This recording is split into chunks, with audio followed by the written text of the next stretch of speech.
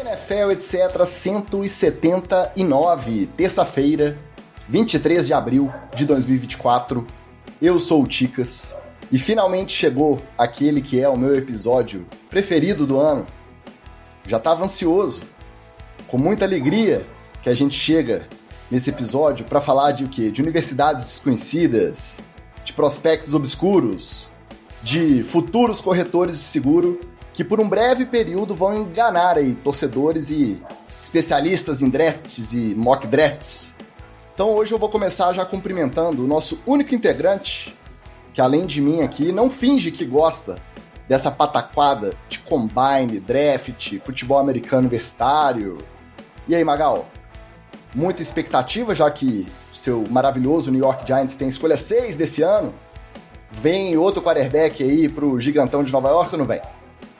Fala, meus amigos do NFL, etc. Ticas, isso é uma palhaçada tão grande, esse tal de draft, que assim, o que o Giants fizer ou deixar de fazer, qual que vai ser o impacto disso real? Zero. A última vez que eu fui feliz no draft foi com o meu querido Kayvon Thibodeau, o homem das criptomoedas. Então, e mesmo assim, né, ali, mais ou menos. Então, é isso, né? Essa grande pantomima que todo mundo quer acreditar que serve pra alguma coisa, né? Mas é a fase do otimismo. Faz parte, é o momento de você criar falsas expectativas, é esse mesmo. Já quem tá totalmente embarcado nesse hype desse evento maravilhoso é ele. O homem que para pra assistir até campeonato de porrinha, draft então pra ele é moleza. Fala, olha, eu vou perguntar o que a gente já sabe. Tá animado? Olha, eu diria que eu estou mais do que animado. Estou como o meu prospecto preferido, ereto e entumecido. Hoje também era pra ter um estagiário aqui, mas o estagiário já viu, né? Chega atrasado, arruma problema, tá em semana de mudança, em semana de draft, o menino tá todo complicado o nosso MM, mas quem sabe até o final dessa live ele chega. Então, bater um papo rápido com vocês sobre questões técnicas aqui. Tá, estamos ao vivo no TikTok também, na verdade só eu estou, porque infelizmente o TikTok não deixa a gente reproduzir a nossa tela inteira da live. Você que está na live do TikTok, quiser acompanhar também o resto dos integrantes desse podcast, pode conferir lá no YouTube ou no Instagram ou na Twitch, que estamos ao vivo. Lá por enquanto tô só eu, existem algumas restrições aí e também uma incapacidade técnica da nossa parte, que não deixa a gente transmitir direto a tela da live pro TikTok ainda. Estamos trabalhando para isso, quem sabe aí daqui uns 6 meses, 2 anos, a gente consegue começar a transmitir a mesma live também no TikTok. Além disso, quem segue lá no YouTube deve ter percebido que os episódios estão todos dobrados. Não vou entrar em muitos detalhes, mas só para vocês entenderem o que aconteceu. A Google está tirando de funcionamento o Google Podcasts. Ele virou YouTube Music. E aí, para a gente poder migrar para o YouTube Music os nossos episódios, a gente teve que fazer uma inclusão manual. Qual que é o problema? Essa inclusão que a gente fez lá no YouTube Music também faz no YouTube normal, onde tem os vídeos das lives. Então você vai ver que todos os episódios nossos estão dobrados. Aí você escolhe o que está sinalizado com live, é o da gravação, é o bruto, com todos os erros de gravação que vão pro ar e a gente não mexe, tá? E aí você também vê as nossas carinhas felizes aqui gravando. E a outra, que é só a imagem estática da vitrine do episódio e o áudio. Aí o áudiozinho tratado, volume legalzinho, né? A gente corta ali as coisas que a gente falou errado, aí parece que a gente é mais inteligente, é nessa versão, tá? Que é só o áudio. Você pode dar o play lá, ou no YouTube Music, ou também no YouTube, só que aí você vai ter só o áudio. O arquivo também é menor, ele roda mais fácil aí. Então você tem essas maravilhosas opções.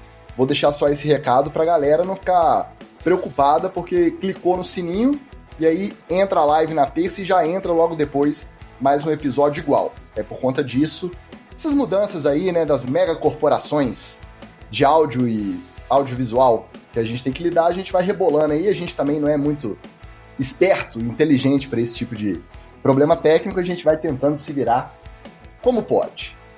Dá as boas-vindas pro nosso mais novo apoiador, e hoje é o primeirão do nosso chat, tá? Ele prometeu e cumpriu, hein? Fernando Pedrotti, infelizmente, mais um representante da torcida New England Patriots no nosso grupo NFL de Certa Diretoria, mas como lá é igual coração de mãe, sempre cabe mais um, a gente passou esse pano, deixou ele entrar. Muito obrigado pela moral, pelo seu apoio, seja muito bem-vindo, também já online no chat, esperando a gente falar de draft, para minha alegria, para minha felicidade. Ele, Flávio Venâncio, nosso Lelinho Turismo maravilhoso, Pablo Bira também na área, e o nosso Vitor Leme, já se preparando aí para o que vem pela frente. Ó, vem McConkey na escolha 32. Eu vou te falar que eu já ouvi falar quem é McConkey. Não ouvi. Né? Vamos ver se o MM vem salvar a gente na hora de falar de draft. Mas até lá, a gente vai como? A gente vai no nosso formatinho tradicional, bem rapidinho, porque hoje o que interessa, infelizmente, é o draft. Vamos só fazer aquele rolezinho pelas notícias no Headlines e tem uma tretinha gostosa também para você conferir.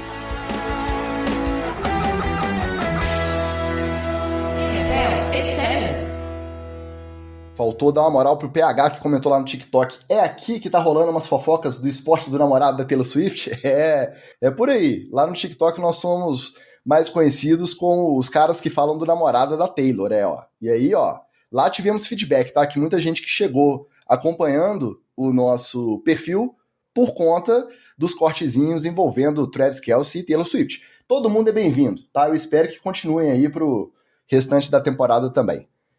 Bom, a notícia fresquinha da última segunda-feira, hein? Zach Wilson agora é jogador do Denver Broncos. Finalmente os Jets se livraram dessa mala, conseguiram finalizar essa troca, mandando junto uma pick de 7º round e recebendo uma de 6º, já desse ano, tá? Além disso, os dois times vão rachar o salário.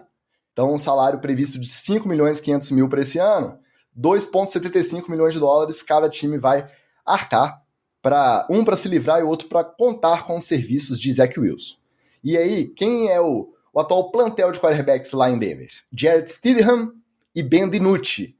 Será que tem chance pro Zach Wilson nessa brincadeira aí? Sean Payton pode salvar a carreira do meninão Zach Wilson, mesmo depois de enterrar a do seu ex-quarterback Russell Wilson? O que vocês acham? Ô Ticas, é o seguinte, quem é que tem lá? Ben DiNucci, Stidham e agora o seu Zach, né? O pegador de coroas.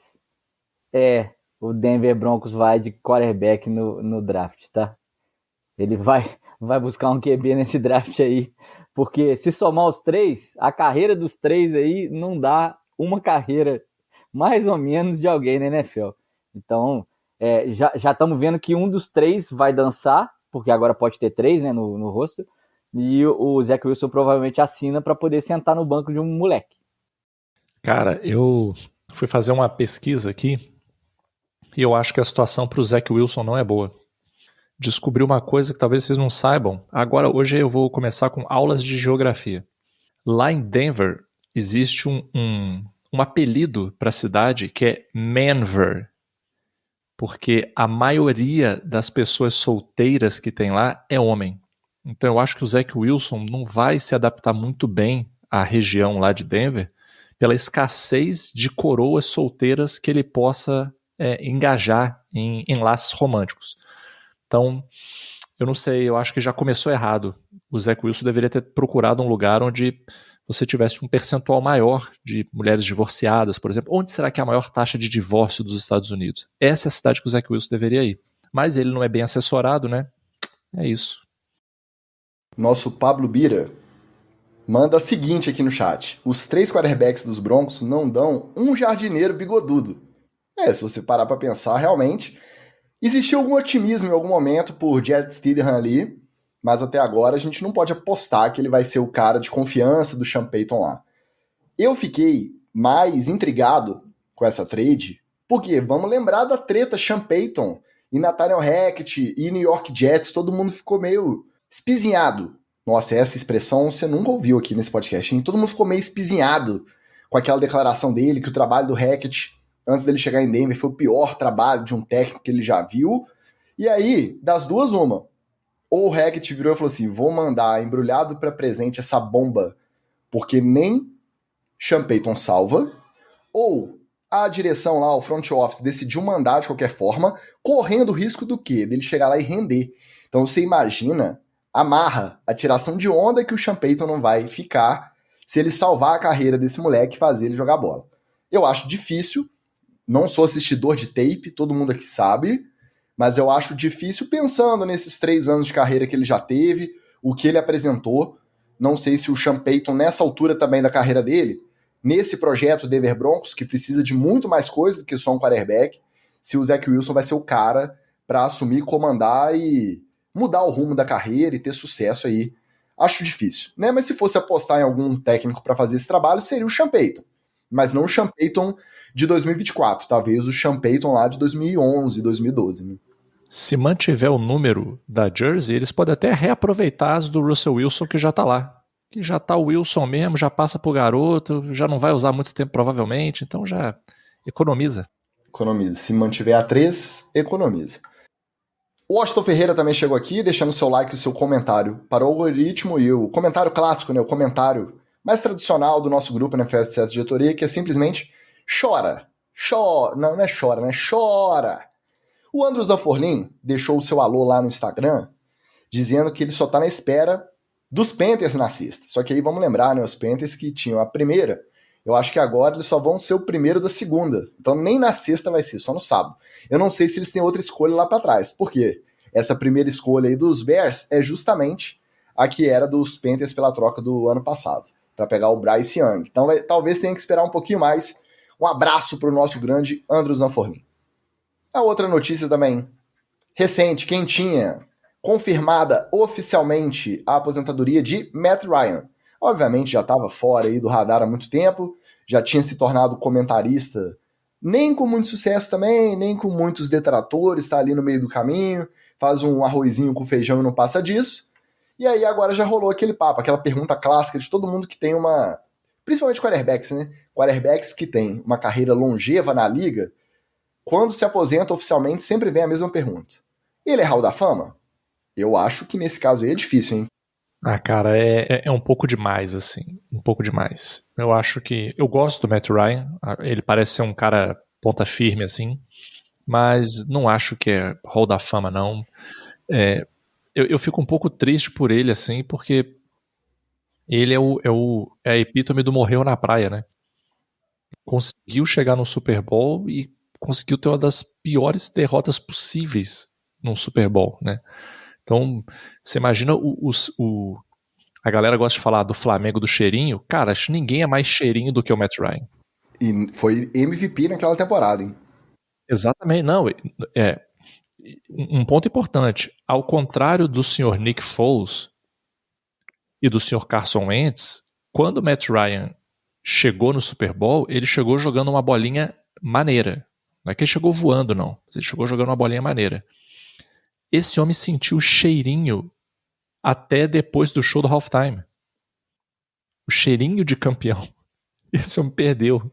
Cara, eu me compadeço muito com o sofrimento desse homem. Então, por isso que eu, infelizmente, não acho que ele seria um Hall da Fama, mas eu acho que ele é um cara firmeza, é um cara que a NFL deveria valorizar, assim. Bota ele nos programinha aí na NFL Network, dá uma moral pro cara em evento, chama ele pra essas comemorações que tem aí, bota o cara na roda, entendeu? Porque o cara é gente fina, pô. Eu não sei, não. Eu acho que o melhor o que a NFL tem que fazer é esquecer ele, deixar ele lamber as feridas dele, porque eu não sei se o Matt Ryan foi informado, parece que não, mas a aposentadoria dele se deu no dia 5 de fevereiro de 2017, um pouquinho depois das 11 horas da noite, quando o seu Tom Brady botou ele no colo e arriou a poupança dele para fora e chilapou do jeito que... E não adianta ter uma carreira de 14, 15 anos na liga, ter tido o MVP dessa mesma temporada. Quando se falar em Matt Ryan, a gente vai lembrar de quê? Dessa virada que ele tomou no Super Bowl, cara. É inevitável. E aí talvez, será que, de maneira distorcida, o fato dele ser tão reconhecido por conta de estar presente neste palco, da forma que foi a virada que ele levou, não justifica ele ser lembrado também com um bustinho lá em Canton, Ohio, pro resto da vida? Eu acho que o pessoal do Hall of Fame vai parecer um prêmio de consolação para ele ganhar o busto. E aí eu não sei se ele vai encarar como uma provocação ou como realmente uma honraria. Mas eu teria sérias dúvidas em aceitar uma premiação assim. Por quê? Você não lembra de quem estava na defesa do Atlanta Falcons. Você não lembra de quem é que dropou uma bola, mas do Matt Ryan você lembra. do Matt Ryan, da cara de assustado do Matt Ryan com o pessoal indo pra cima dele, o New England jogando tudo que podia no finalzinho do terceiro quarto e o quarto inteiro, você lembra? O negócio é que com busto ou sem busto, ele vai ser lembrado eternamente. Ele vai levar essa pro túmulo. Ninguém vai deixar de assimilar junto, né? Faltou a palavra aqui. De associar. Ninguém vai deixar de associar Matt Ryan é e o 28-13. Então, pelo menos, já que todo mundo vai lembrar mesmo, que lembre com, né, uma jaquetinha amarela e um busto de bronze lá em Canton, Ohio. O Deion Sanders é um cara que fala muito sobre esse critério de que todo ano é obrigado a escolher não sei quantos jogadores pro Hall da Fama. Ele defende que deveria ter uma sala VIP no Hall da Fama, que aí são os caras mesmo diferenciados, só os monstros do esporte, o que mudaram a história do esporte. Pulseirinha no camarote, ele quer botar, né? Exatamente. O Matt Ryan foi um cara que jogou muito tempo, que jogou bem, né? Teve seus bons momentos de Matt Ice, vamos lembrar aí. Foi MVP, jogou e perdeu um Super Bowl dessa forma que é inesquecível. Mas não é um Hall da Fama, vamos combinar. Se ele for um Hall da Fama, tem que colocar o Joe Flacco lá antes. Entendeu? Que pelo menos ganhou um anel e ganhou um Comeback Player of the Year. Só que você acha que esses caras podem estar no mesmo patamar dos quarterbacks lendários que estão lá? Que mudaram o jogo, que bateram recordes, que... Entendeu? É complicado, eu acho que não dá, não. Complicado. E também não se destaca pela mobilidade, não se destaca pelo aspecto físico, ele não trouxe uma inovação em si para o jogo. Por exemplo, um cara igual o RG3, que mudou bastante o jogo, poderia pleitear, mas ele só não vai ser um Hall of Fame total porque ele não tem as conquistas, né? Então eu acho que realmente esse critério aí poderia ser adotado, mas assim, botar pulseirinha no camarote é sacanagem. Tá cada vez mais difícil traçar essa linha, né? E aí tem alguns jornalistas que defendem que o Hall da Fama tá virando o hall do muito bom. Ele foi muito bom durante a carreira. E aí já ganha jaquetinha e um busto lá em Ohio. Eu sou contra, eu acho que devia dar uma restringida. Mas é um museu, né? O Hall da Fama é um museu. Vende ingresso, o pessoal faz excursão, a cerimônia, o jogo, daquele primeiro jogo da Pré-Season, lembra? O jogo do Hall da Fama, movimenta a economia, turismo pro jogo, dos caras que são a turma nova que foi indicada. Então, dificilmente eles vão recuar nisso aí, né? Eles podiam aproveitar esse tempo para dar uma filtrada na galera que tá no Hall da Fama e que cometeu crimes depois, para tirar do Hall da Fama, né? Visto o caso do O.J. Simpson que a gente comentou no episódio passado, né? Vai deixar o cara lá por quê? Fora outros que você poderia tirar, né? Então, esse Hall da Fama também aí, não sei muito bem o quanto que tá valendo também não, Ticas. Também acho. É o mesmo critério que a gente discute aqui quando vai falar de MVP. Quando a gente estava discutindo, até os do Rodgers mesmo, Tyreek Hill. E aí? O histórico pessoal do cara não conta? Ele vai receber esse prêmio, essa condecoração, só por conta do que ele fez dentro das 4 linhas? Você vai ignorar a vida extra-campo? Porque esses caras são ídolos. Eles são admirados por uma galera. E aí o extra-campo tem que entrar nessa conta também. Não pode ser só o número, o resultado, a jarda, os touchdowns. Enfim, discussão para mais de metro. Hoje não dá tempo, porque hoje a nossa discussão principal é outra. Mas antes, claro, tem aquela tretinha gostosa.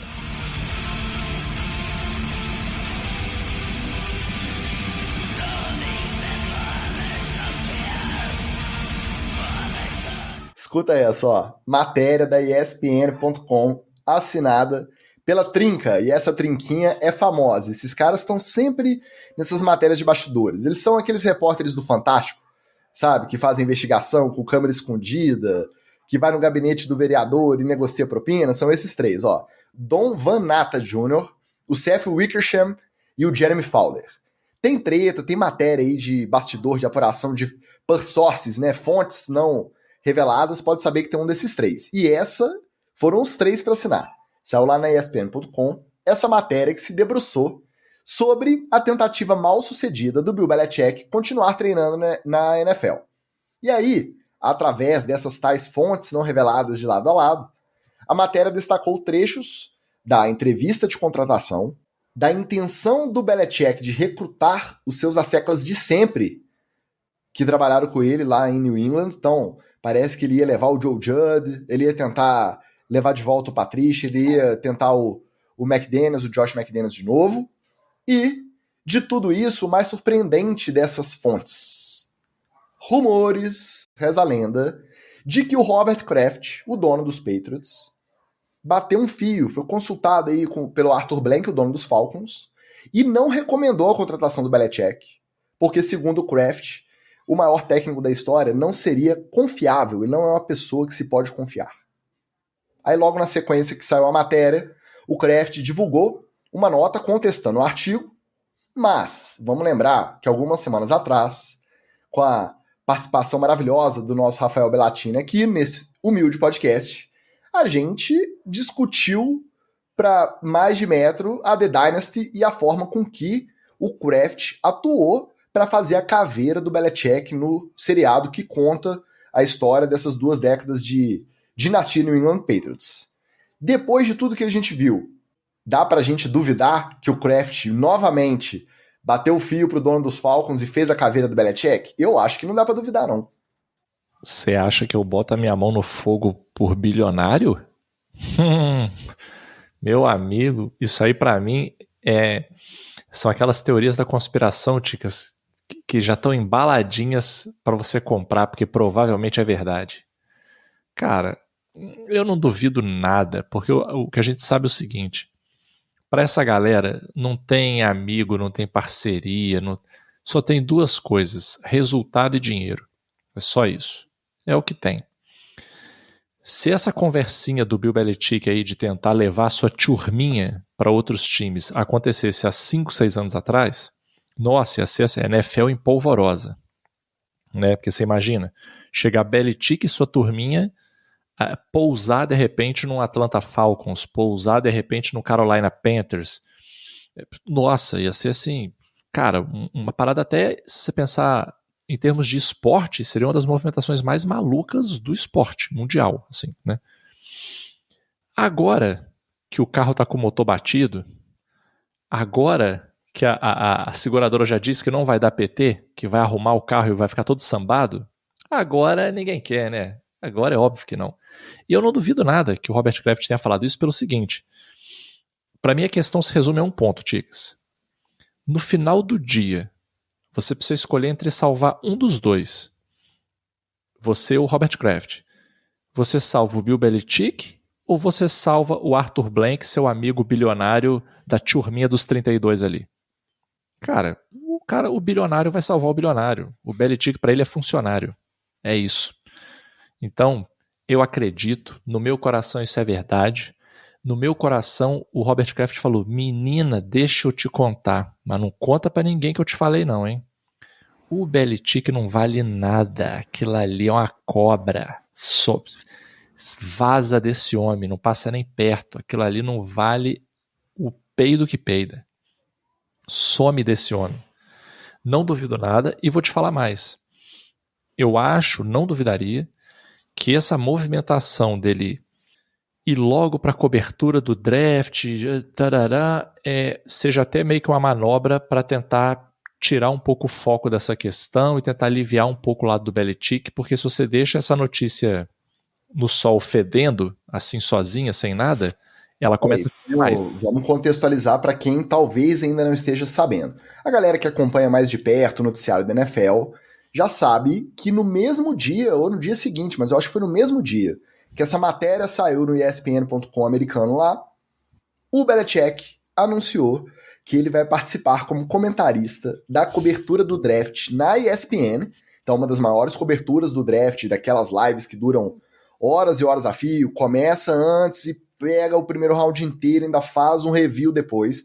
Ele vai participar dessa cobertura junto de quem? Dele mesmo, do Pat McAfee. Então, coincidência ou não, no dia que saiu a matéria, falando que realmente ele não era o cara para continuar trabalhando, que o dono dos Falcons desistiu da contratação por conta do Kraft ter feito a caveira, o Belichick foi no podcast do McAfee, todo animado, tá? Simpático, uma simpatia, cara. E aí, é o que me deixa mais bravo, sabe, Magal? Por quê? é muito bom de ouvir o cara falando. Ele falando de prospecto, falando de estratégia de jogo, do novo kickoff. Ele, como comunicador, bicho, o cara se comunica bem pra caramba. No ambiente que ele tava confortável ali, ele podia ter sido um pouquinho melhor comunicador na época de técnico também, dando entrevista. E outra, não dá pra gente tirar de cabeça que não só a caveira do eventual que o Kraft tenha feito com o Blank, mas também a repercussão desses últimos tempos dele em New England, do jeito de tratar a imprensa, o jeito, né, a marra, a forma com que ele se apresentava pode ter pesado contra também. Esse movimento de virar comentarista já pode ser o trabalho dele pensando no ano que vem, já querendo refazer a imagem. Vamos reconstruir essa imagem, deixa eu mostrar o tanto que eu sei para quem tá só com essa ideia do cara turrão, que fica delegando tudo pra galera, e aí pode ser o primeiro passo nesse sentido. Mas é curioso, né, Ticas? Porque se ele no Atlanta Falcons queria fazer a contratação dessa mesma galerinha lá, ele achava que ainda tinha lenha para queimar com esse mesmo pessoal que já foi carbonizado, na verdade. Todo mundo ali já teve chance de provar que tinha qualidade e ninguém vingou. E ele queria remontar a sua velha gangue para poder voltar aos velhos tempos. É o seguinte, gente, tá cada vez mais claro que o Robert Kraft salvou o Atlanta Falcons e o Bill Belichick perdeu o timing da aposentadoria. O timing da aposentadoria do Belichick seria a temporada dele sem o Brady, que o Brady esfregou na cara dele que ele conseguia ter sucesso sem o próprio treinador do New England Patriots.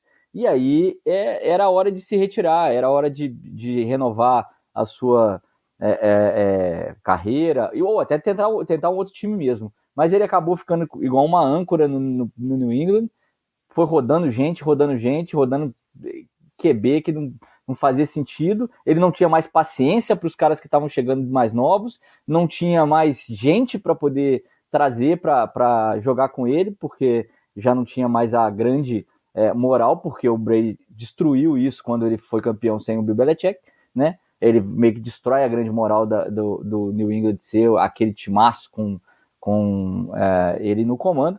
E o que sobrou para ele foi tentar salvar o Atlanta Falcons, e aí o Robert Kraft, como bem disse o Magal aí, salvou o amiguinho de gastar alguns bilhões, né, porque ia ter um contrato de multi-anos, e a gente vai ganhar um comentarista que pelo menos estava até ontem na beirada do campo. Vamos ver como é que ele trata os prospectos do draft sem ter que draftá-los, né? Porque a gente sabe como é que ele tratava os prospectos quando ele tinha que draftar, né? Era center na primeira, long snapper na terceira rodada. Ele não estava nem aí para quem ia chegar de garoto no time dele, não. A minha dúvida agora é essa mesmo, Wallace. Será que ele vai continuando nesse movimento de reconstruir a imagem, de ser o cara mais simpático, mais afável? Por quê? Porque a pressão da torcida também faz diferença. Se ele vai, comenta a temporada inteira, esfrega na cara de todo mundo, por mais que a gente saiba, mas ele estando todo domingo comentando o jogo, ele tá esfregando na cara dos técnicos da ativa, inclusive, o tanto que ele sabe desse tal de futebol americano. Aí a torcida, sabendo que ele continua desempregado e que de repente teve um técnico demitido, vai começar a ir pro Twitter e falar assim, pô, não é possível que não vou contratar o Belichick. E na hora da tomada de decisão, isso faz diferença. A minha curiosidade agora é essa. Será que vai comentar o resto da temporada? Eu tô torcendo pra sim.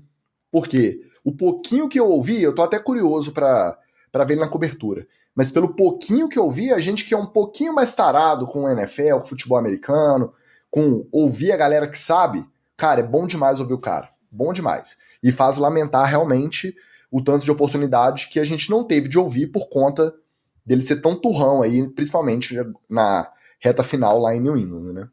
Vocês acham que ele comenta a temporada toda ou não? Eu gostaria de ver ele comentando a temporada inteira, mas eu não sei se ele tá afim de comentar a temporada inteira, né?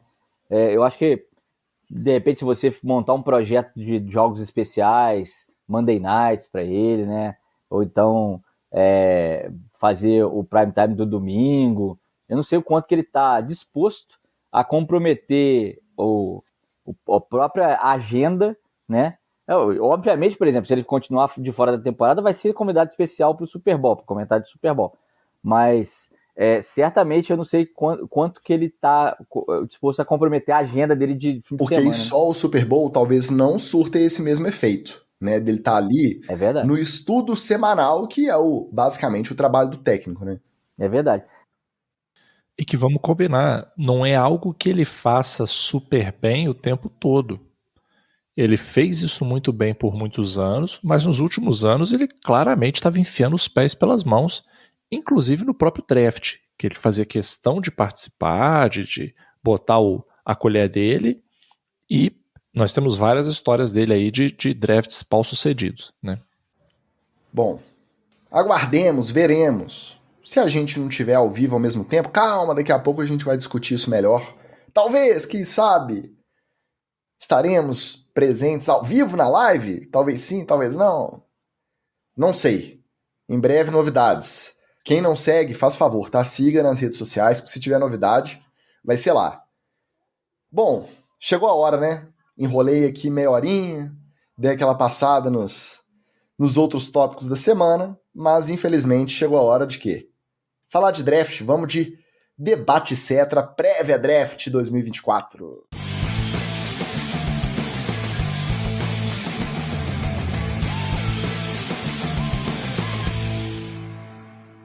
Quando o Reginaldo Holyfield levanta nessa vinheta, para você que não tá vendo, é a clássica levantada que o Reginaldo Holyfield vai para cima do Luciano Todo do Torres, que eles acabam engalfinhados no meio do estúdio e tal. Quando ele levanta, eu torço muito para ele, mas ele apanhou demais, véio, no ringue. Ó, o Rafael Viana teve a pachorra de falar no nosso chat que essa é a segunda melhor semana da NFL. Ai, que delícia. Bispão também chegou, dando seu boa noite, valeu, Bispão. Aí o Rafael Viana continuou, só enrolação, blá, blá, blá, blá, a gente tá aqui pelo draft. E o nosso Anderson Brau, entrando na pilha errada, também veio perguntar se aqui é a live do Mock Draft. Então, já que temos um estagiário para isso, ele demorou, mas ele chegou, ele está animado, depois de uma mudança, de vários Mock Drafts, 7 rodadas, que eu tenho certeza que ele fez, chegou o homem para falar o que a gente pode esperar do draft da NFL em 2024. Boa noite, Matheus. Tá tudo bem aí, cara? Tudo tranquilo, gente. Com o meu primeiro salário, eu pude mudar de apartamento. Então, aqui a empresa é boa. Não vai ter reclame trabalhista sobre o NFL, etc. Olha só, eu acho que a gente tem que rever a política de salários aí da empresa e nós estamos pagando bônus anual antes de terminar o ano. Não, esse foi o signing bônus. Entendi. Então tá certo. Se você quiser continuar apoiando, incentivando mudanças de estagiários aí pelo interior de Minas Gerais, apoia.se/NFL, etc. Você ajuda demais a gente a continuar incentivando esses meninos aí a galgarem novos passos na vida. Muito obrigado. Sai do sofá da mãe, né, ô MM? Sai do sofá da mamãe, vai viver a vida, não fica igual uns e outros aí que tem 40 anos, estão enfiados numa mansão que nem conhece a mansão inteira e falando que estava conquistando a Europa, invadindo não sei o que lá, Deus Vuitton, tudo da vida. Tá faltando um robô aspirador aqui, gente, então assinem para eu conseguir um robô aspirador. Bora, então vamos lá, ó. Vamos pro que interessa. MM, qual é a boa do draft da NFL 2024? O que esperar do draft 2024? Qual que é o atrativo? O que tem de bom pra gente ver quinta-feira? Então, esse draft, ele está sendo muito aguardado porque, por exemplo, o draft de alguns anos atrás, o do ano passado mesmo, o Bryce Young era um prospecto muito bom, todo mundo sabia que ia ser o primeiro a ser escolhido, só que não se tornou e também não era o que eles chamam de blue chip, que é aquela pessoa que você vira e fala assim, não, esse vai ser bom. Que é igual, por exemplo, o Penei Sewell foi saindo da universidade. Quando ele entrou na universidade, todo mundo sabia que ele ia ser bom.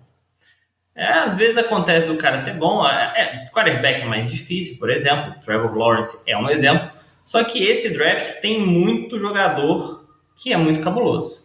Então, por exemplo, a gente tem que falar aqui dos quarterbacks, que o primeiro é o Caleb Williams, que é um pouco... Eu acho ele só um pouco diva, porque ele já gosta de cantar de galo um pouco, O ídolo dele é o Aaron Rodgers, então a gente sabe de onde ele tirou isso. E quarterback de USC, de Southern Carolina, 6'1", 214 libras, ou seja, tem um ótimo tamanho e ele é muito bom, faz tudo que um quarterback precisa de fazer. Tem poucas coisas que precisam lapidar, às vezes ele não segue o script, coisas pequenas assim. E nessa toada de quarterbacks, o segundo seria o Jayden Daniels, que provavelmente vai ser o escolhido. O Drake May de North Carolina é melhor, mas o Jayden Daniels, atual campeão do Heisman, deve ser a escolha do Commanders, né? É um quarterback móvel que corre bem, que lança bem, tipo o Lamar Jackson, a gente vai ter que falar aqui. Apesar de não... Deixa eu te interromper. Deixa eu falar, porque aí eu gosto sempre de pontuar como quem não acompanha college e quem não acompanha combine e só pega para se interessar mesmo pelo draft no dia do primeiro round, basicamente. Caleb Williams é o cara que eu ouço falar já desde o ano passado. Eu acho que pelo fato da turma do draft de quarterbacks do ano passado ter sido muito restrita, né? Vamos lembrar que essa altura da semana passada tava falando até que o Will Levis poderia tirar o Bryce Young de primeiro pick e ir para Carolina. E acabou que foi aquela desgraça para ele, sendo filmado o primeiro round inteiro e só foi escolhido no segundo round.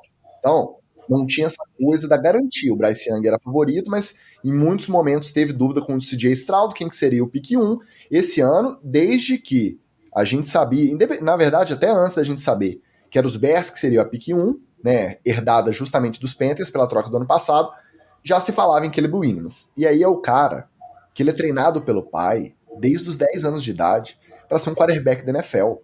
Desde os 10 anos de idade, ele acorda às 5 da manhã, toma suco verde, whey protein e faz musculação e puxa ferro. E aí, eu entendo que todo mundo que analisa tape igual o nosso MM sabe dos atributos físicos e psicológicos do cara para exercer a posição, que é um cara super talentoso. Só que aí tem a pressão.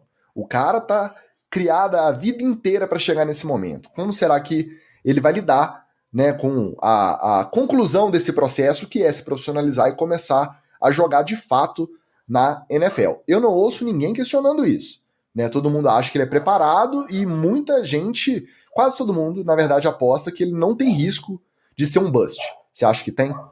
Então, o problema não é ele em si. Porque ele tem o seu momento de diva de virar e falar assim, eu vou ser a primeira escolha e o que quer que seja. E tudo bem, ele é o melhor, ele tem que se bancar, tá tudo certo. Ele é bom, quando você sabe que você tem seu valor, você tem que se bancar, você tem que provar o seu valor. Só que o pessoal pega muito no pé dele por coisa ridícula de ele tem uma capinha de telefone rosa, ele pinta a unha. Gente, 2024, né? Isso daí já não devia mais ser questão. Só que o grande problema mora justamente no Chicago Bears. Se eu não me engano, desde 1970 nunca teve um quarterback que passou para mais de 30 touchdowns, que nunca passou para mais de 4.000 jardas. E ainda tem o seguinte, a gente viu o Justin Fields, que Caleb Williams é muito mais jogador. Só que o Justin Fields, não conseguiram colocar o Justin Fields numa posição em momentos que pudesse extrair o melhor dele. O Luke Getsy, que é o coordenador ofensivo, não fazia isso dele. Então, o que pode acontecer é o que aconteceu, por exemplo, muito com o Mariota, que ele trocou de coordenador ofensivo, se eu não me engano, 3 vezes em 4 anos. E o Alex Smith também, eu lembro na carreira, que chega esse ano, o Luke Getsy tem que armar esse ataque. E aí o Luke Getsy não vai conseguir armar esse ataque porque não deu, assim, eu acho que ele não deu sinais de que consegue montar um ataque tão bom assim, mesmo com as armas que vai ter. Aí chega no que vem, o Matt Eberflus é demitido, troca o coordenador ofensivo. Aí ele tem que ir para um outro coordenador ofensivo, um outro técnico, que às vezes é um técnico que não se encaixa com o tipo de jogo dele. Então, a espiral de merda que pode acontecer é nesse sentido, dele dos problemas dos Bears afetarem ele. E aqui a gente tem que lembrar que quando o Justin Fields foi para o Chicago Bears, todo mundo falou, meu Deus, a escolha sensacional, e que o Bears tem quarterback para 20 anos, não sei o quê, e não deu em nada. E todo mundo tinha certeza que ia ser o que era. Só que existem algumas coisas que e ainda é um negócio que eu olhei e falei assim, gente, é um quarterback de Ohio State, que o Ohio State não sabe produzir quarterback, o CJ Stroud foi o primeiro, indo pro Bears. Assim, a superstição está muito alta. Só que deu no que deu a lógica. Essa turma de 2021 era uma turma comparável, eu acho, com essa de 2024 sobre talentos de quarterbacks. Apesar de que em 2021 tem esse paralelo. O Trevor Lawrence era considerado o first pick garantido, o melhor prospecto desde Peyton Manning. Mesma coisa acontece com o Caleb Williams nessa turma. Um degrau abaixo vem a dúvida até sobre o que os Commanders vão fazer na pick 2 entre Jalen Daniels e Jaden. Eu fico falando Jalen, é Jaden Daniels e Drake May. Aí a galera se divide total. Pelo menos quem eu ouvi, tem metade que acha que os atributos, principalmente a questão de ter mais jogo com as pernas do Jaden Daniels, é melhor pro Washington com o Cliff Kingsbury de OC, de coordenador ofensivo. E tem uma galera que acha que o estilo do Dan Quinn, que a gente acabou de falar da aposentadoria do Matt Ryan aqui, teve muito sucesso com o Matt Ryan lá em Atlanta, que o estilo do Dan Quinn priorizaria o Drake May, porque ele também consegue se mover, mas ele é mais pocket passer, apesar de não ser muito preciso, mas poderia ser lapidado. Então, Caleb Williams para os Bears já está garantido, trocaram o Justin Fields para isso mesmo. A gente passa já para a dúvida, a grande dúvida do primeiro round já começa na pick 2. O que o Commanders vai fazer da vida? Óbvio que eles vão para quarterback, mas eles vão de Jaden Daniels ou eles vão de Drake May? Qual que é o seu palpite? Bom, por tudo que estão falando, estão dando quase como certeza o Jaden Daniels. Eu acho o Drake May melhor. Porque o Jaden Daniels ele tem todo esse potencial, só que precisa ser muito lapidado o passe dele. Igual o Lamar, quando ele saiu de Louisville, que foi para o Ravens, precisava de ser lapidado também. Só que pelo estilo de jogo, eu acho que o que vai se encaixar vai ser muito mais o Jaden Daniels, ainda mais para tentar voltar com uma aura de Robert Griffin III e tudo mais no Commanders. Eu acho que eles vão tentar ir pelo Jaden Daniels nesse caminho, que, assim, é um quarterback de primeira rodada, não é ruim, só que não é melhor do que o Drake May, só que ele tem um potencial muito maior. E o draft, ele é basicamente isso. Às vezes o cara é pego e você, por exemplo, tem o Amarius Mims, que é um offensive tackle de Georgia. Ele teve 800... Aí você já começou a inventar nome, aí já tá inventando nome, aí já... É só para exemplo, que o cara realmente o nome dele deve ser Amarius Mims, porque o cara é um Armários Mims, de tão grande que ele é. Só que ele é um projeto, eu já diria. Se ele der certo, ele vai ser um baita jogador. Se não der certo, você não vai ter um jogador muito útil. Enquanto tem alguns jogadores que são mais refinados, hoje em dia já conseguem ser titular. A gente devia fazer um quadro que eu vou inventar, vou falar 4 nomes, vocês têm que adivinhar qual que não é do draft. Não, então, MM, eu queria te colocar na fogueira aí sobre os quarterbacks desse draft, porque a gente tem o Michael Penix Jr., que é um grande prospecto e está aí digamos, nesse contexto de quarterbacks móveis. Você não acha que o Penix pode entrar aí, não? Eu estava esperando a primeira piadinha sobre isso, mas não, eu acho que ele não entra nesse lugar aí, não. Vamos lá, vamos retomar a seriedade aqui. Porque prévia de draft é um negócio muito sério e aqui, mesmo na NFL, etc., tem que fazer um papo sério. A galera já estava dividida sobre o favorito para ir para o Commanders de quarterback na 2, entre Jaden Daniels e Drake May. O que os Commanders pensaram em fazer? Em vez de eu chamar prospecto por prospecto, conhecer melhor o cara, entrevistar um por um, eles fizeram um evento em que eles levaram não só os 4 melhores ranqueados quarterbacks fora o Caleb Williams, não perderam tempo de levar o Caleb Williams, mas os outros 4 da lista, na sequência, se eu não me engano, foram o Jayden Daniels, o Drake May, o J.J. McCarthy, de Michigan, né? E aí, na verdade, o quinto eu não lembro se foi justamente o Michael Penix, para alegria do Oli, ou se foi o Bo Nix. Eu não lembro quem foi o... Eles levaram o Bono, que vieram levar o Penix, então, preferiram o Bo Nix. E aí, junto desses 4 quarterbacks, levaram uns outros prospectos, no total 22 prospectos, jogadores de defesa, de ataque, de linha e tudo. E aí, fizeram uma gincana de grupo no minigolf. Levaram lá naquele galpãozão, né, com um circuitinho ali, cada um com o seu taco, para ver como que eles iam interagir. E aí, parece que o Jayden Daniels não curtiu muito a ideia da gincana. Parece que o Jayden Daniels fez através do agente dele, papinho de bastidor também, um tweetzinho aqui, outro ali. Parece que ele falou, pô, se os caras quisessem mesmo, se estivessem mesmo interessados, né, em contar com os meus talentos, eles deveriam ter dedicado uma atenção exclusiva a mim. Então o Commanders já deu uma mexida ainda maior nessa dúvida, nesse dilema sobre quem levar. Por quê? Porque se ele fez chegar até os Commanders, o Jayden Daniels, através do agente ou de quem seja, fez chegar até o front office lá dos Commanders, que ele não quer jogar lá, seja qual for o motivo, e aí essa gincana pode ter sido um desses motivos, eu acho que não é jogo para eles draftarem um cara. Se eles estavam na dúvida, eles podem pender pro lado do Drake May justamente para não contar com um funcionário insatisfeito. Além disso, na sequência, no terceiro pick já vem o Patriots. Pega quem sobrar desses dois, tem um de preferência, agora que a nova gestão é rebuild total. O que vocês pensam dessa polêmica aí? O negócio é que esses convidados para fazer coisa de golfe parece dinâmica de seleção, né? O Magal que gosta dessa parada aí. Eu já ia falar que o dinâmica de grupo, próximo para você ser draftado, você tem que criar um perfil na Gulp, fazer 55 etapas e aí você vai ser chamado para uma entrevista. Eu tô surpreso deles não terem entregado um palitinho e um balão para cada um e falado assim, gente, vocês têm que terminar 30 segundos com um balão. O problema aí não é a técnica, o problema é quem usa a técnica. A técnica não tem culpa de nada.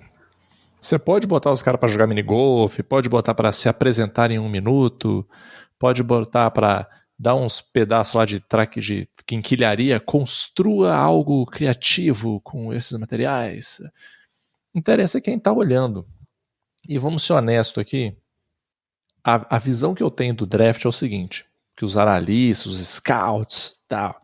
Eu tava até relendo esses dias aquele Tire os Olhos da Bola, né? Grande livro sobre futebol americano, e ele tava falando lá sobre o draft, sobre o trabalho dos scouts, e falando assim, cara, como é que os scouts, assim, o cara tem que viajar o país inteiro, ficar assistindo o jogo dos outros, conversar com comissão técnica para coletar o máximo de informação, para trazer para o tomador de decisão.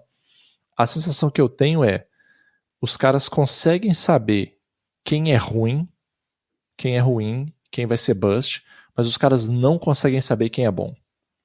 Porque chega no dia do draft, você vê que os times fogem de uns certos caras. Por exemplo, o Will Levis ano passado.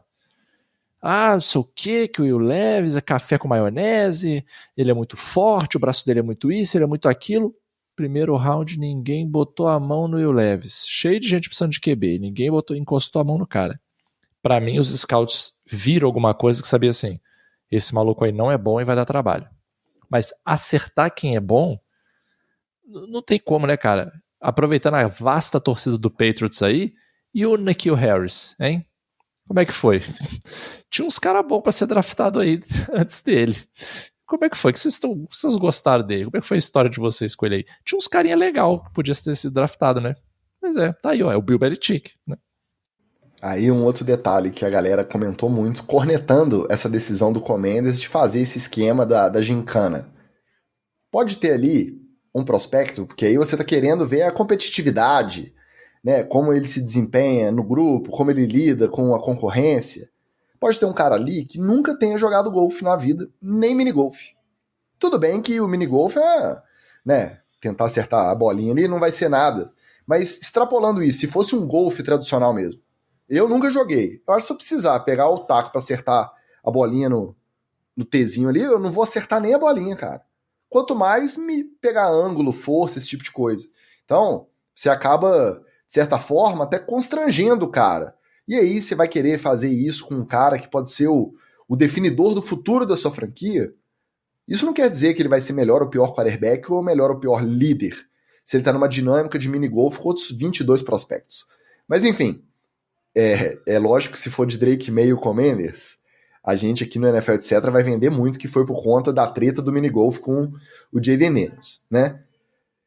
Aí já vamos ter certeza que o Jayden Daniels não sabe jogar minigolf. Já, pelo menos isso. Exatamente, no golfe ali não dá para ele não. Vocês acham que na sequência New England vai com o que sobrar entre May e Jayden Daniels? Ou se sobrar o que eles não quiserem, eles podem de repente trocar para baixo, porque aí o próximo da lista que eles vão querer pode ser o Michael Penix, por exemplo, como diz o nosso Flávio aqui. Será que alguém sobe pelo Penix? Aí, ó. Pode ser que alguém, de repente, faça aquela ligação de cima da hora ali com o New England e pergunte, ó, não vão querer o Jayden Daniels, não? Supondo que ele tenha sobrado. Eu quero. Então vai para baixo, porque o Penix você consegue pegar mais por baixo e deixa a gente subir para pegar o... Tô indo bem, né, Wallace? É danado. E o pior é que essa foi sem querer, tá? E aí você pode angariar mais picks, já que você tá em reconstrução. O que vocês acham que o New England vai fazer com essa pick número 3? New England tem que ir de QB, não tem jeito não. Acho que não tem muita saída não, porque os dois que tem lá é o mesmo QB e nenhum dos dois presta. E aliás, nem tem mais, né? Já tem malas prontas lá pelos lados de New England. E eles têm que ir de QB, e se eles quiserem um prospecto melhor, vai ter que ir com quem sobrar da escolha do Commanders. Não sei se vocês chegaram a adereçar, só peguei o final do Oli, mas eu acho que o draft ele começa na escolha do Patriots. Porque o Patriots pode... Muita gente fala que o Patriots tem muitos maiores problemas do que quarterback. Só que você está numa escolha top 3 com um quarterback bom igual o Drake May na sua mão. Você não tem quarterback. Você vai fazer o quê? Você vai deixar passar? Mas ano que vem pega o Marvin Harrison Jr. hoje, que é um baita prospecto, e ano que vem você pega um quarterback para jogar com ele. Um quarterback que não sabemos se vai ser melhor do que o Drake May, e não parece que vai, porque não tem prospecto tão bom assim. E aí, beleza, o que eles fazem? Eles vão descer e pegar, às vezes, um wide receiver e pegar um quarterback, um Michael Penix Jr. no segundo round, e aí você vai ter um wide receiver mais ou menos, com um quarterback mais ou menos, você volta pro time do jeito que tá. Você acha que o degrau é grande desse jeito? Caleb Williams disparado lá em cima. Um degrau abaixo vem Jayden Daniels e Drake May. E o resto, Bo Nix, Michael Penix Jr., J.J. McCarthy, tá tudo muito abaixo desses outros dois? O Bo Nix, ele vai ser um Baker Mayfield da vida, que ele não vai ser nada espetacular, mas ele, no primeiro dia, ele vai te entregar um jogo bom. Ele ali no Broncos, na segunda rodada, ele vai ser um bom quarterback. O J.J. McCarthy, ele pode virar muita coisa e pode não virar nada.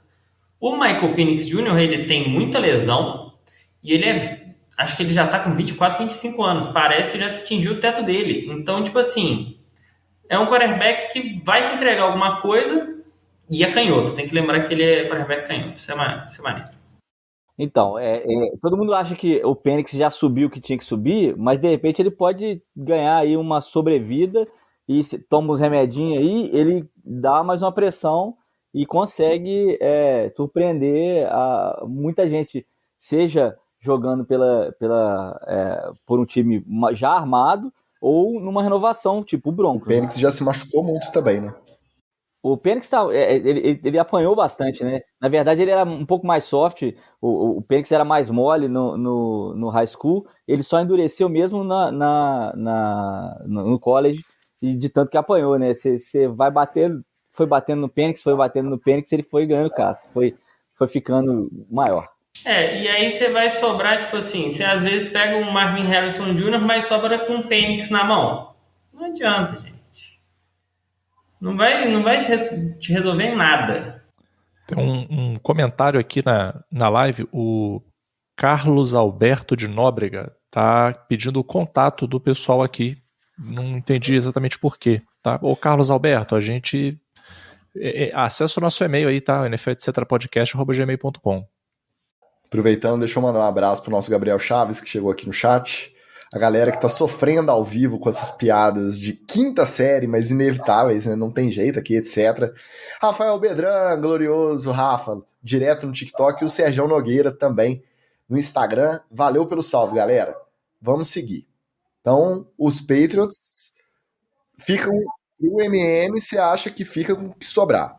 Você acha que eles não trocam para baixo, caso o que sobre seja o que eles gostem menos, e aí eles podem virar e falar assim, Jaden Daniels ou Michael Penix, eu prefiro o Penix com 2 piques de volta, porque eu tô em rebuild. Você acha que o que sobrar eles vão pegar na 3 mesmo?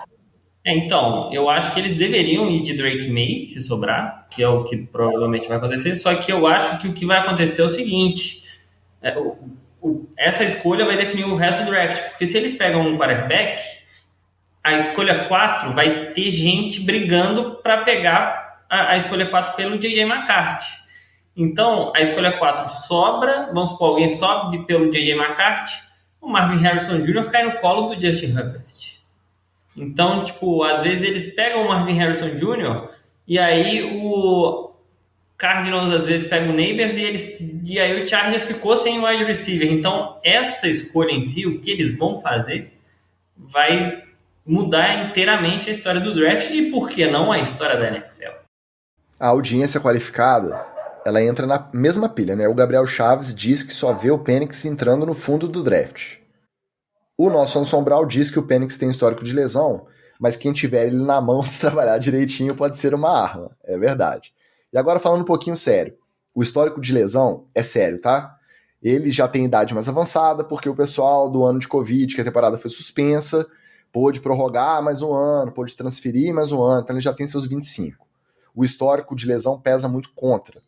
E aí ele escreveu pro Players Tribune, você já deve ter visto alguns jogadores do nosso futebol da bola redonda também, dando alguns depoimentos sobre dificuldades sofrendo na vida, e ele meio que escreveu uma carta aberta, e aí provavelmente com a intenção de não ser pro torcedor médio de NFL, é para chegar a mensagem dele pros GMs e pros donos de time, né, falando sobre superação, sobre tudo. Na última temporada ele conseguiu se manter saudável praticamente a temporada inteira, e o fato dele ser mais velho é justamente o que justifica ele ter mais experiência, mais jogos. Eu acho que é um dos prospectos aí que tem da história com mais jogos disputados como titular de quarterback da posição, por conta justamente desse ano que pode ser adiado. É claro que isso pesa contra uma galera que quer um projeto de mais longo prazo, mas por outro lado pode ser uma vantagem esse Penix ter jogado mais tempo. Ele ser mais experiente conta, de novo, para um time que esteja em rebuild, por exemplo, ele não vai chegar tão cru, né? Ele não vai chegar tão com menos bagagem, porque aí entra também aquela coisa, né? Os quarterbacks que têm muito talento, geralmente eles jogam o primeiro ano, não podem ser elegíveis para o draft, aí no segundo eles meio que decidem isso, e raramente eles jogam o terceiro ano com força total, porque eles já sabem que estão com a NFL ali no final do ano para fazer, né? O Penix não. Esse ano ele entrou com tudo, deu tudo de si e ganhou alguns jogos sozinho. Ele realmente sabia que a carreira dele passava por esse ano que ele fez no college. Então, realmente, nesse último ano que ele ficou mais saudável e conseguiu ter uma sequência maior de jogos, ele fez mais diferença e pode mostrar isso para os GMs e principalmente para os treinadores, né, que podem contar com ele numa certa rebuild. Ou então um bom reserva, uma reserva consistente. Eu gostaria que Miami, por exemplo, pegasse um quarterback canhoto e mais móvel, porque você não teria que trocar o ataque completamente, né? E teria que... seria uma boa opção à altura, mas eu acho que o Penix não cai na mão do Miami, não. Aí deixa eu aproveitar, fazer minha contribuição aqui também, perguntar para o MM e para o Wallace, que assistem mais college, porque essa transição do college para a NFL ela é sempre complicada. Então a minha pergunta é, Vocês acham que sob pressão o Penix performa ou ele corre o risco de não performar sob pressão? E isso é uma coisa que me preocupa. Depende da profundidade das lesões atuais, né? Se ele tiver só um pouquinho, se o Penix tiver só um pouquinho esfoladinho, vai. Mas se tiver um pouquinho mais inflamado, as inflamações estiverem maiores, eu acho que ele não consegue performar. Mas você acha que uma estimulação na sideline ali não ajudaria, de repente? De repente, algumas... Alguém animar, botar ele pra cima? Algumas medicações aí que funcionem, né? Melhor. Tem alguns cremes que dá para poder passar, principalmente nos locais mais atingidos, que podem ajudar bastante o Penix. Talvez uma temporada na reserva também ajude ele a ficar um pouquinho mais prolongado. Aí, olha só, o Diego Monteiro aqui, gente. Aí não tem como, não. Esse episódio não vai acabar nunca. O senhor Hereta é torcedor do maior da Flórida? Sem condição. Vamos seguir, vai. A posição dos Patriots na terceira pick vai decidir muito como que vai ser esse vucu-vucu daí pra baixo. Na 4 tá o Arizona Cardinals e muita gente tá falando que os Vikings vão fazer de tudo para tentar trocar, já que eles têm a 11 e a 23 no primeiro round, e aí eles podem querer trocar para pegar justamente o J.J. McCarthy na 4. Você tá de acordo? Você acha que é isso que vai acontecer, MM? E daí para baixo? Aí vira bagunça, porque aí vem Chargers e depois os Giants do Magal em 6, que provavelmente também vão querer ir atrás de quarterback. Como que fica essa meiuca aí? Então, eu acho que é bem capaz do Arizona trocar e assaltar alguém igual o Anderson acabou de falar aí, porque vai, tipo assim, saiu 3, eles vão virar e falar assim, ó, Giants, recebi uma proposta aqui com 2 escolhas de primeira rodada. E vou te falar, eu acho que o Giants troca, tá? Eu ia falar isso zoando, mas eu tô falando muito sério. Eu acho que o Giants troca. Por que eu acho que isso é uma idiotice? Porque eu acho que se você não pega os 3 primeiros, eu não vejo por que você trocar uma pick de first round para pegar um cara que você não precisaria. Eu preferiria até investir, apesar que eu queria muito que o Giants trouxesse mais gente para a linha ofensiva, só que eu vi que o Joe Alt, né, que é o offensive tackle que está cotado aí, a posição que ele joga, a gente já tem o Thomas, então não faria muito sentido trazer ele. Mas do Giants vender caro essa pick para trazer um QB, e se você olhar a carinha do Drake May, ele parece assim um Daniel Jones meio genérico. Então ele tem esse saborzinho que o Giants gosta, entendeu? Eu acho super provável isso acontecer. Eu acho o JJ um Daniel Jones com potencial. Porque o Daniel Jones, ele é isso aí. Ele não vai ser mais do que isso aí. Sempre foi isso aí, nunca foi além do que ele é hoje. O J.J. McCarthy, ele é um Daniel Jones que tem o potencial de virar alguma coisa. Mas assim, tá longe de alcançar esse potencial. Eu acho que é burrada se eles... Porque, vamos supor, você dá a escolha de primeiro ano desse ano e do próximo. O J.J. McCarthy não vira o que é. Aí você faz igual o Bryce Young e você tem a primeira pick e não é sua. Aí estão falando que para os Vikings subirem para 4 para pegar o J.J. McCarthy. Inclusive, eles podem querer incluir o Justin Jefferson na jogada. Vamos lembrar que ele está em ano de possível negociação de contrato. E ele é daqueles que vai estourar o teto da posição, vai bater 30 e poucos milhões por ano. Se você tá trocando quarterback, seu titular a princípio é Sam Darnold, e você vai atrás seja do J.J. McCarthy ou de outro nome para draftar no primeiro round, talvez não faça sentido você renovar pensando que os 2, 3 primeiros anos do seu quarterback, que você vai tentar fazer com que seja o futuro da sua franquia, seja no auge do seu recebedor. Então, às vezes, faz sentido você entregar o Justin Jefferson para quem já está pensando em ser contender mais rápido e aí subir e trabalhar esse rebuild junto do seu novo quarterback. Será? Mesma coisa, só que, obviamente, em termos muito diferentes. Os Giants vão querer se livrar desse contrato do Daniel Jones. Já está mais do que provado que é um contrato que não vale a pena. 37 milhões esse ano, ou quase 40, não lembro o número exato. Para o Daniel Jones voltar a ser titular, voltando de lesão, vão tentar despachar, às vezes pagando uma parte do salário, para não pegar esse trambolho aí, mais um ano pagando esse preço. Se eles vão draftar um outro quarterback, às vezes é hora de despachar o Daniel Jones de uma vez. E eu tô torcendo para esse primeiro round ser só essa confusão aí, ó. Na 3, o Patriots já trocar para baixo, já vem alguém que a gente não tá esperando, já pega o Drake May, e aí na 4 vai que sobe, baixa o Cardinals, e na 5 o Chargers vai ficar sem saber o que fazer, e o Giants vai ficar perdido também, porque vai ter que pegar o que sobrar na 6, eu tô torcendo pela confusão. Mas aí, sabe o que acontece, Ticas? Na 6 pode sobrar o tal do Jaden Daniels, entendeu? Aí o Giants gasta essa pique pra pegar um outro QB que você também não sabe o que vai dar, entendeu? Ao invés de, por exemplo, eu preferiria que eles pegassem um wide receiver, por exemplo. É o Marvin Harrison Jr. que tá o principal prospecto de wide receiver, né? Ou até o Malik Neighbors também. Melhor, entendeu? Pega um wide receiver, pelo menos isso. Porque o QB já tá zoado mesmo. O que eu fazer? É meu meninão, mora no meu coração, mas tá zoado. Inclusive o Malik Neighbors talvez seja até melhor para esse sistema, porque o Marvin Harrison Jr. ele é completo. Ele é bizarro. Ele só falta ser... Se ele tivesse a velocidade elite a lá Tyreek Hill, ia ser impossível. Mas aí também ele ia ser uma anomalia genética.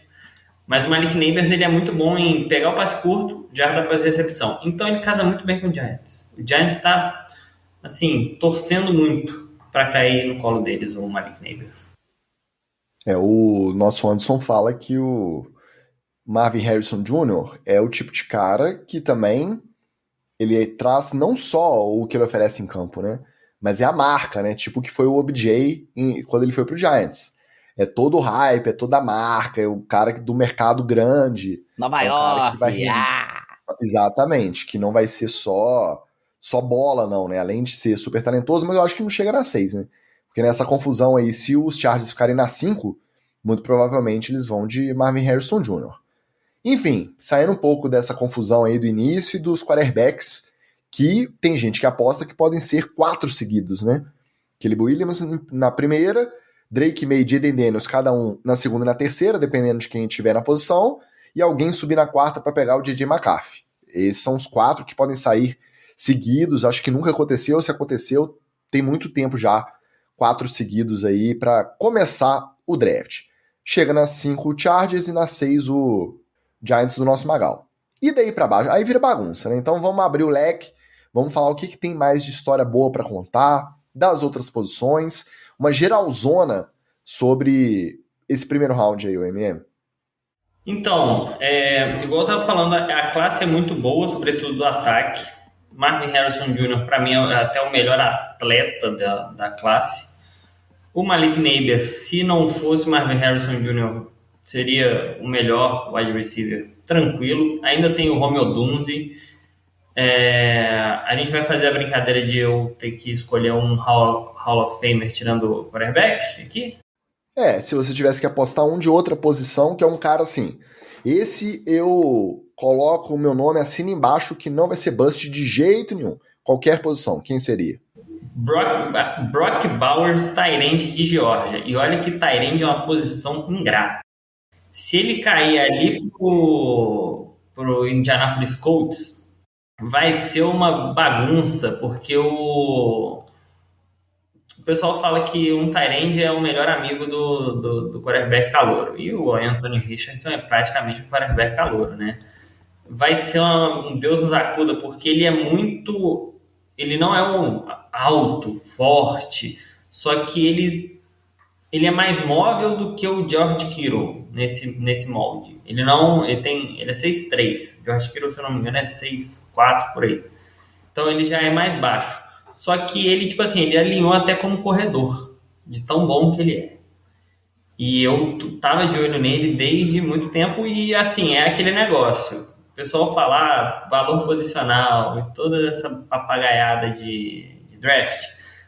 Pra mim, você tem um tight end igual o Brock Bowers, beleza, passou os 3 primeiros wide receivers, vai no Brock Bowers, se você não tiver um tight end bom, porque você vai ter um recebedor bom.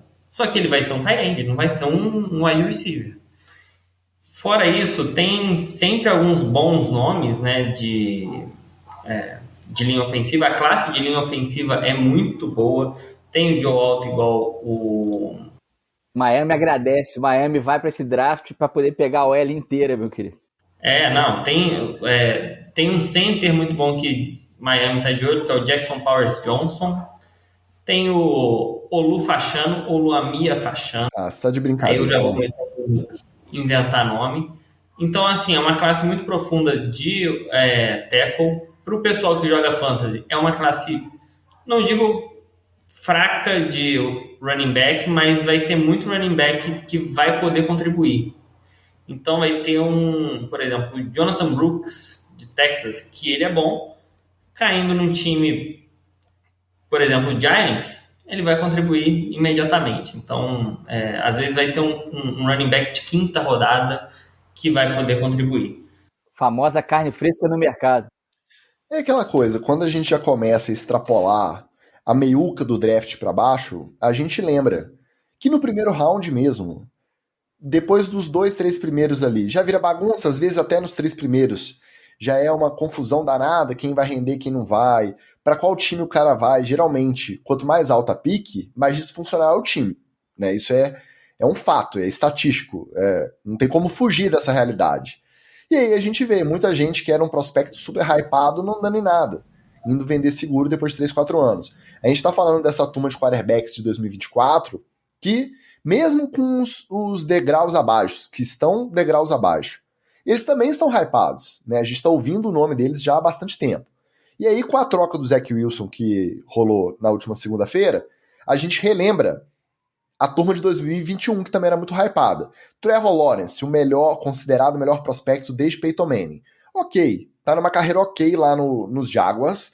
Esse ano foi mais preocupante, né? Porque o primeiro ano do Doug Peterson lá, eles bateram de frente com o Kansas City no divisional. Perderam, mas perderam assim, jogando de igual para igual, famoso de igual para igual. Ano passado já foi pior. Então, você não tem garantia que ele vai ser o cara que vai levar o time ao sucesso ainda. Mas tá estável, vai renovar o contrato e vai continuar por lá. Aí na sequência, os próximos 4 quarterbacks draftados na sequência do Trevor Lawrence. Na 2, o Zach Wilson, dispensa comentários, já falamos da troca lá pro Denver. Na 3, Trey Lance. A gente não precisa nem lembrar, teve muito azar de lesão? Teve, mas a gente não precisa lembrar de como que manchou a carreira do Shanahan e do John Lynch lá dos 49ers, por conta desse draft que eles trocaram Deus e o mundo para subir para 3 e pegar o Trey Lance. Né? E quem resolveu foi o Mr. Irrelevant, tal qual o nosso Magal aqui na live. Aí o quarto quarterback foi na 11, o Justin Fields. Nosso MM já falou bastante dele, acabou de ser trocado para os Steelers. E na 15, fechando o quinto quarterback de primeiro round, foi quem? Mac Jones, que acabou de voltar justamente para ser reserva do Trevor Lawrence lá em Jacksonville, a cidade natal, o time de infância, então foi lá ser backup do pick número 1. Então você imagina, isso era a turma de quarterbacks hypada também há muito tempo. 2024, se acontecer isso, eu acho que ninguém vai ficar surpreso, né? Do Caleb Williams para baixo, todo mundo que a galera apostava não tá no mesmo time daqui a 3 anos. Pode acontecer. Imagina o right tackle do terceiro round. Eu não vou ficar também sendo muito amargurado aqui, tá? Porque já meu argumento é só esse sobre o draft. Eu respeito quem faz o mock. Você chegou a fazer o seu mock, man? Não, eu só faço mock de Green Bay porque eu fico pensando, às vezes eu não consigo dormir e aí eu fico do tipo assim, pô, meu time tem, eu fecho o olhinho e aí eu fico do tipo assim, ó, beleza, tem o Kenny Clark, tem o Carl Brooks, o Lucas Van Ness, aí precisa de um safety, aí até eu chegar no safety eu já dormi, aí eu só fico de olho nisso. Ele conta vendedores de seguro, Ticas, pra poder dormir. Exatamente. Só que em vez de pular carneirinho pulando a cerca, são os vendedores de seguro pulando os cones nos drills de treino, né? De capacete. No dia do Combine. Eu quero saber por que nós estamos até agora falando de draft e nós não tocamos ainda naquele que é um dos grandes nomes do draft, num draft cheio de nomes de destaque, ou de um draft que você tem um cara que chama Kool-Aid, o nome do cara é literalmente Kisuko, Mas tem um cara aqui que eu preciso trazer o nome, não só pela posição, que é a posição que eu jogava, mas pelo nome dele, que é o senhor Laiato Lato. Por que não estamos falando de Laiato Lato? Então, já aproveitar que o Magal citou e o MM também citou. Citaram 3 da minha lista que está separada aqui, só do primeiro round. A gente tem, obviamente, o melhor nome dessa leva, Michael Penix Jr., que vai marcar esse draft. O que fazer com o Penix? O Penix vai subir, o Penix vai cair, o Penix vai para o lado direito, vai para o lado esquerdo.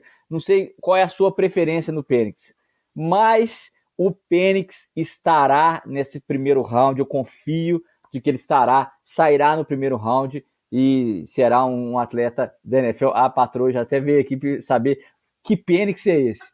Mas, Carol, não é aquele que você está pensando, é um jogador de futebol americano. Mas existem outros nomes bacanas.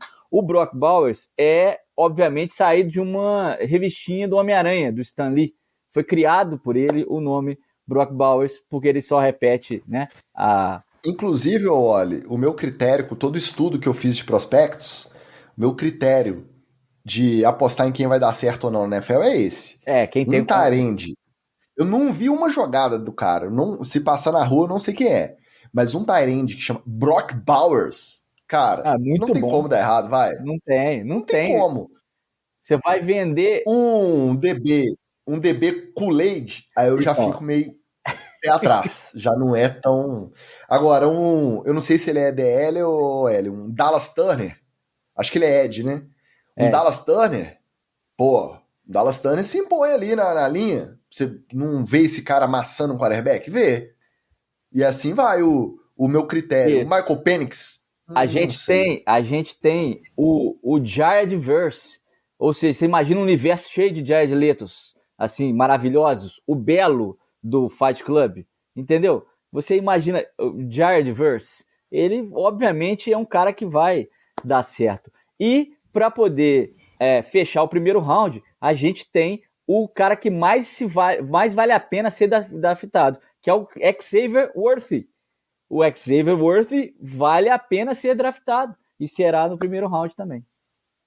Apesar do sobrenome, vamos lembrar que ele foi o cara mais rápido da história do Combine no tiro de 40 jardas. Se de capacete e pad vai dar no mesmo e vai fazer diferença, não sei. Aí é difícil. Finalzinho de primeiro round pra ele, MM, você acha? Finalzinho de primeiro, comecinho de segundo? É bem capaz de sair mais alto por conta da velocidade, porque ele vai estar de capacete. Todo mundo vai estar de capacete. Então, só que igual o Gabriel falou, tem um OT chamado Armário, o Armário dos Memes. E vocês estavam falando aí de vários nomes legais. O que você prefere? Ter um cornerback chamado James Bradbury ou Cooper DeJean? Muito mais legal, gente. Cooper DeJean, Ennis Hackestraw. Cooper DeJean é um dos caras que está cotado para poder Miami, se não pegar o L, pegar na primeira rodada, mas ele tem um grande defeito que chama Cooper. Um beijo pro Rafael Cooper. Deixa até responder, porque eu tô lembrando que ele vai ser lá pro final do... Tá previsto também, né, MM? Cooper DeJean, final de primeiro round, no máximo comecinho de segundo. Meio de primeira. Meio de primeira? Você tá otimista então com ele, né? Eu sei que ele pode ser usado tanto de cornerback como de safety, né? A galera tá apostando em ser híbrido. E é retornador ainda, né? Ele é retornador de chutes ainda. Mas é o primeiro DB branco cotado para primeiro round em 20 anos. Então isso aí tem que pesar um pouco contra, né? Esse holofote aí nele. Nosso Flávio Venâncio perguntou lá no grupo se o draft é Snake. Não. No segundo round mantém a ordem, só que as picks todas mudam, porque aí já entra a confusão de trocas que já foram até negociadas pré-draft, trocas negociadas no primeiro round. Então você nunca vê um round repetindo a ordem do outro, mas a ordem é sempre do primeiro ao 32, ela não faz a volta do Snake. E aí do quarto para frente entra as picks compensatórias, então o round tem mais de 32 picks, aí é bagunça e confusão. Eu vou assistir, mas eu vou assistir de maneira isenta, imparcial e descompromissada, tá? E vamos lembrar, Ticas, que esse ano a pick 257, o Mr. Irrelevant, que é o Magal aqui nessa nossa live gravação, é do New York Jets. Pique compensatória também. Eu recomendo para quem for assistir e quem, assim como eu, sabe que essa história de draft é uma grande piada, o Will Brinson, da CBS, ele fez um mock draft que ele chama de o pior mock draft possível para o primeiro round. Eu vou seguir esse mock draft, porque como ele mesmo fala, eu faço o pior mock draft possível, aquele que mais vai irritar as torcidas, e vira e mexe eu acerto. Então esse é o mock draft que eu vou seguir. Esse é o draft que eu vou seguir. O do Will Brinson. Eu pensei em fazer isso, porque solta um pessoal falando assim, eu fiz esse draft, quero que todo mundo goste. Eu falei, eu vou fazer um draft para todo mundo odiar. Do tipo assim, o Caleb Williams, todo mundo quer, vai sair para onde? Vai sair pro Cardinals. Que aí chegou o Caleb Williams, mas tu tem que ainda lidar com o Kyler Murray. Então todo mundo vai odiar a pick. Eu vou fazer esse draft, esse vai ser o meu mock draft esse ano. E a gente vai soltar. E aí vai ter o evento esse ano em Detroit, né? Caprichado lá, bastante público e tal. O que eu acho mais legal é assim, fez a pique de qualquer jogador, a torcida, e a metade da torcida, não era esse cara. Trocou, deu a pique, a metade da torcida, isso aí, metade da torcida, não, por quê? Então, tipo assim, o critério ele é completamente aleatório. Seu último destaque para o draft, tá bem resumido aí o que a gente pode esperar, que é essa confusãozinha de início de round. Mais alguma coisa que a gente deva prestar atenção? Ou no mais é só essa meiuca embolada com esses nomes maravilhosos mesmo? Não, eu acho que é um draft muito bom. A classe sensacional.